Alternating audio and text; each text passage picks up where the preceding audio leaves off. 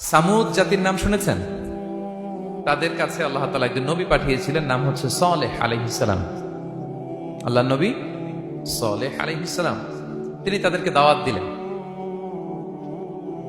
যে হে আমার জাতিগোষ্ঠীর লোকেরা, এক আল্লাহর ইবাদত করো। তারা অবাধ্য হলো। তিনি সত্যের পথে আহ্বান করলেন, তারা এই কথা শুনলো না। একটার পর একটা আল্লাহর পায়গাম আসে, তারা অবাধ্য হয়, তারা আল্লাহ তাআলার আদেশকে মানে না। সবশেষে সামুদ গোত্র, তারা আবার খুব শক্তিশালী ছিল। তারা পাহাড় কেটে আর্কিটেকচার করে ডিজাইন করে কিভাবে আবাসন তৈরি করতে হয়, পাহাড়ি এলাকায়, মাউন্টেইন এলাকায় কিভাবে আবাসন তৈরি করতে হয়, এটার ব্যাপারে এক্সপার্ট ছিল। তো তারা সালেহ আলাইহিস সালামকে বলল, সালেহ, তুমি পাগল, তুমি জাদুকর, তুমি যে আল্লাহর কথা বলছো আমরা মানবো এক শর্তে, যদি এই পাহাড়ের ভেতর থেকে 10 মাস গর্ভধারিণী একটা উট যদি বের করে আনতে পারো, এমন একটা শি ক্যামেল উট যদি বের করে আনতে পারো, যেই উটের পেটের ভেতরে একটা বাচ্চা থাকবে এবং ওটটা পাহাড় থেকে বের হয়েই বাচ্চা ভূমিষ্ঠ করবে, এরপরে উটের দুধ যেন আমরা খেতে পারি, তুমি যদি এটা দেখাইতে পারো তাহলে বুঝবো তুমি সত্য নবী।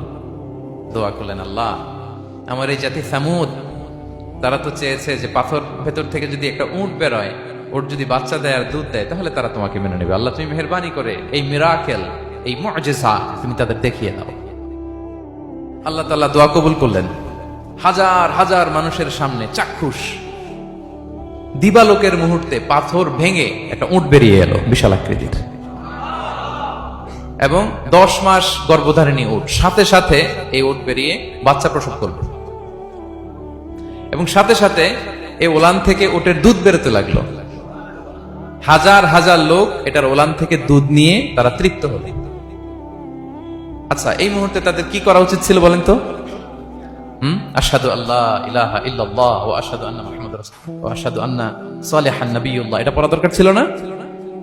দরকার ছিল। কিন্তু তারা একের পর এক গোয়ার তুমি করতে করতে করতে করতে চাক্ষুষ দিনের বেলা এত বড় একটা মুআজিজা দেখার পরেও তারা অস্বীকার করলো। সাল্লাল্লাহু আলাইহি ওয়াসাল্লাম বললেন, তোমরা তোমাদের ওয়াদা পূরণ করো। তারা বলল, তুমি বড্ড বড় জাদুকর, তুমি যেন তেন জাদুকর না, তুমি পাহাড়ের ভেতরে জাদু ঢুকাই ফেলছো। কি মনে হয় তারা লিমিট ক্রস করে ফেলছে না? এবার ক্রস করছে না? তারা সীমা লঙ্ঘন করে ফেলেছে। দে ক্রসড দেয়ার লিমিট। এবার তো আর ছাড় দেওয়া যায় না, কারণ আমি আপনাদের বলেছি শুরুতে যে আল্লাহ সব সময় ধরে না, কিন্তু যখন ধরে ছাড়ে না। আযাব চলে আসলো। কি আযাব? আর্থকোয়েক, রাজফা, পুরো ভূখণ্ড কেঁপে উঠলো। কেঁপে ওঠার সাথে সাথে সব মাটিতে পড়ে গেল। 2 নাম্বার আসলো সাউন্ড ওয়েভ, শব্দ নিনাদ, প্রচন্ড শব্দ তরঙ্গ। জিবরাইল আলাইহিস সালাম ওই এলাকার উপরে এসে এমন জোরে চিৎকার মারলেন, ওই চিৎকারে সামুদ গোত্রের প্রতিটি লোক কানের পর্দা ফেটে মুহূর্তের মধ্যে লাশ হয়ে জমিনে পড়ে রইল। Because they cross their limit. তারা তাদের লিমিট ক্রস করেছে। আর যারা লিমিট ক্রস করে, যারা সীমা লঙ্ঘন করে, তাদেরকে আল্লাহ তাআলা পছন্দ করেন না। আপনারা লূত আলাইহিস সালামের নাম শুনেছেন? উনি আল্লাহর একজন নবী ছিলেন। ওনাকে আল্লাহ তাআলা জর্ডান, বর্তমানে যে জর্ডান দেশ আছে, সেখানে পাঠিয়েছিলেন। একটা কমিউনিটি ছিল, সাদুম কমিউনিটি। ওই সাদুম কমিউনিটিতে তিনি এসেছিলেন। তিনিও দাওয়াত দিলেন, ইয়া কওমি ইবুদুল্লাহ মা লাকুম মিন ইলাহিন গায়রু, হে আমার কওমের লোকেরা, আল্লাহর ইবাদত করো, আল্লাহকে মেনে নাও। ওরা অস্বীকৃতি জানালো। সত্যের পথে আহ্বান করলেন, অস্বীকৃতি জানালো। ওদের পাশ দিয়ে ক্যারাভেন যেত, কাফেলার লোকেরা ডাকাতি করত। ডাকাতির শাস্তির ব্যাপারে তিনি ভয় দেখালেন। তারা নিবৃত্ত হলো না। এমনকি তারা সমলিঙ্গের প্রতি যৌন আকর্ষণ বোধ করতো। নাউযুবিল্লাহ। হোমোসেক্সুয়ালিটি, এখন একটা গ্রুপ আছে দেখবেন, যে রংধনু নিয়ে মিষ্টি মিষ্টি কথা শোনায় বিশ্বব্যাপী। তাদের সাইন হচ্ছে রংধনু, রেইনবো। তারা ছেলেতে ছেলেতে বিয়ে, মেয়েতে মেয়েতে বিয়ে, এটাকে প্রমোট করে। নাউযুবিল্লাহ মিন যালিক। আমাদের এই মুসলিম সমাজে যেন এই আবর্জনা প্রবেশ করতে না পারে, আমাদেরকে সচেতন থাকতে হবে, ঠিক কিনা? এই সাদুম কমিউনিটির একটা বদ অভ্যাস ছিল, তারা ছেলেতে ছেলেতে বিয়ে করত, পুরুষে পুরুষে। আল্লাহ নবী লূত আলাইহিস সালাম তাদেরকে বুঝালেন যে পৃথিবীতে কেউ এই পাপ কাজ করেনি। প্রাণীদের মধ্য থেকেও একটা পুরুষ প্রাণীর প্রতি আকৃষ্ট হয় না। তোমরা আশরাফুল মাখলুকাত হয়ে কিভাবে এই কাজ করো? তোমরা থামো। তিনি নানা ভাবে হৃদয় নিংড়ানো ভাষা দিয়ে দাওয়াত দিলেন, কিন্তু তারা মানল না।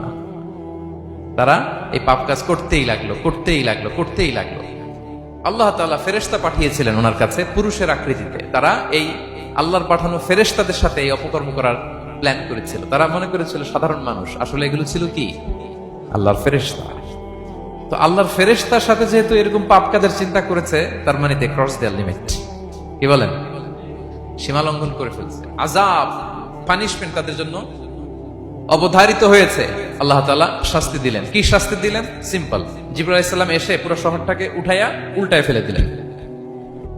আল জাযাউ মিন জিনসিল আমাল, যে যেরকম পাপ করে তার শাস্তি এরকম। ওরাও স্বাভাবিক মানুষের যে নেচার, এটার উল্টায় ফেলছে। কি বলেন? পুরুষ আকৃষ্ট হবে, সেক্সুয়াল অ্যাট্রাকশন ফিল করবে নারীর প্রতি, নারী পুরুষের প্রতি। এই যে নেচারকে উল্টাইছে না, আল্লাহকে তোদের শহরটারে উল্টাই দিলাম। জিবরাইল সালাম এসে পুরো সাদুম শহরটাকে আকাশে উঠিয়ে একটা আছাড় মারলেন, আপসাইড ডাউন। উপরের অংশ চলে গেল নিচে, সব মাটির অতল গহ্বরে। ফাজআলনা আলিয়াহা সাফিলাহা ওয়া আমতারনা আলাইহিম মিন সিজারাতিন মিন সিজিলিম মানদুদ। আল্লাহ বললেন, উপরের অংশ নিচে নিয়ে নিলাম, পুরো শহরটারে উল্টে দিলাম, আর পাথর বৃষ্টি বর্ষণ করলাম, সব শেষ। ওই জায়গাটা আজও আছে, ওইটা জর্ডান এবং ইসরায়েলের সীমান্তে। এটাকে এখন বলে মৃত সাগর, আল বাহরুল মাইয়িত আরবিতে, ইংরেজিতে বলে ডেড সি। কি সি? Dead sea. মৃত সাগর কেন? কারণ ওখানে কোনো প্রাণী জন্মায় না। ওই সাগরে কোনো মাছ নাই, কোনো ব্যাঙ নাই, এমনকি কোনো শ্যাওলাও নাই। গজবের জায়গা। লবণের density at least 10 times more than the natural sea. সাধারণ সাগরের পানিতেই তো কত লবণ, আমরা মুখে নিলে রাখতে পারি এত লবণ। ওইটার চেয়ে কমপক্ষে 10 গুণ বেশি লবণাক্ত। গজবের জায়গা, আযাবের জায়গা। এবং আযাব কেন এসেছে? দে ক্রস দেয়ার লিমিট, তারা সীমা লঙ্ঘন করেছে। আর ইন্নাল্লাহা লা ইউহিব্বুল মু'তাদিন, আল্লাহ তাআলা সীমা লঙ্ঘনকারীকে পছন্দ করেন না। আরেকজন নবীর কথা বলে এই পয়েন্টটা শেষ করি। মুসা আলাইহিস সালাম, ফেরাউনের হেদায়েতের জন্য আল্লাহ তাআলা মুসা আলাইহিস সালামকে পাঠিয়েছিলেন।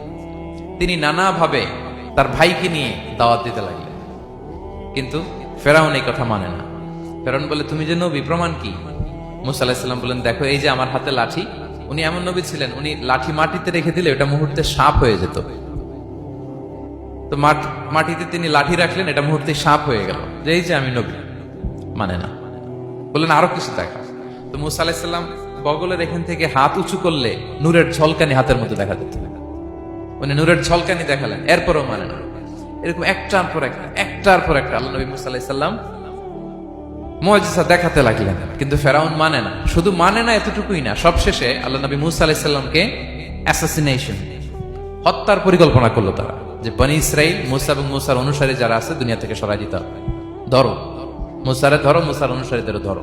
ধাওয়া পাল্টা ধাওয়া শুরু হলো। আল্লাহ নবী মুসা আলাইহিস সালাম বনি ইসরাইলকে নিয়ে বাঁচার জন্য ছুটলেন। ছুটতে ছুটতে সামনে লোহিত সাগর। দেখেন, একে তো আল্লাহর বিধান মানে নাই, এরপরে একটার পর একটা মুআজিজা আসলো, সেটাও মানে নাই। এখন নবীরে হত্যার জন্য ছুটছে। কি মনে হয় সীমালঙ্ঘন হয়েছে? একটু হয়েছে না অনেক?